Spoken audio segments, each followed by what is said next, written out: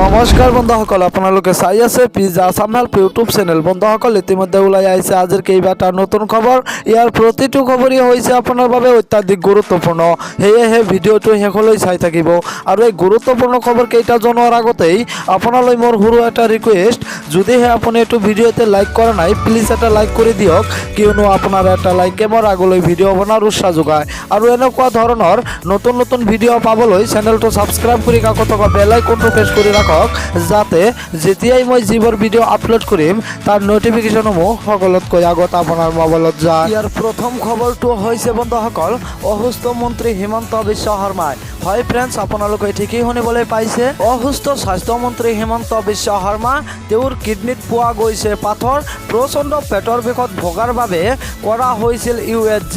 GMCত USG কৰাৰ পাছতে কিডনীত পাথৰ থকাৰ কথা পোহৰলৈ আহে। কৰোনাৰ বিৰুদ্ধে যুঁজ অব্যাহত ৰখাৰ মাজতে মন্ত্ৰীগৰাকীৰ কিডনীত ধৰা পৰে পাথৰ। এতিয়া চেলান আৰু বেজী লৈছে মন্ত্ৰীগৰাকীয়ে। তেওঁ আজিৰ দিনটো জিৰণি ল'ব বুলিও সদৰি কৰিছে। ইয়াৰ 2 নম্বৰ খবৰটো হৈছে, ধেমাজিত COVID-19 আক্ৰান্ত লোকৰ সংখ্যা 100 জনলৈ বৃদ্ধি। ধেমাজিত বহিৰাজ্যৰ পৰা আহি কোৱাৰেণ্টাইন হৈ থকা 14 জন লোকৰ দেহত দেওবাৰে ধৰা পৰে corona virus.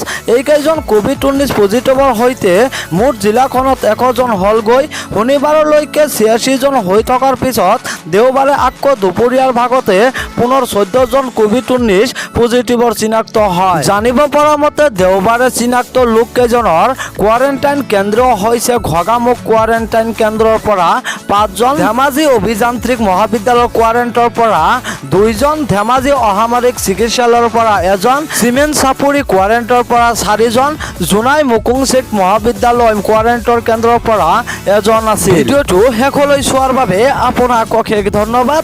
Please subscribe my YouTube channel.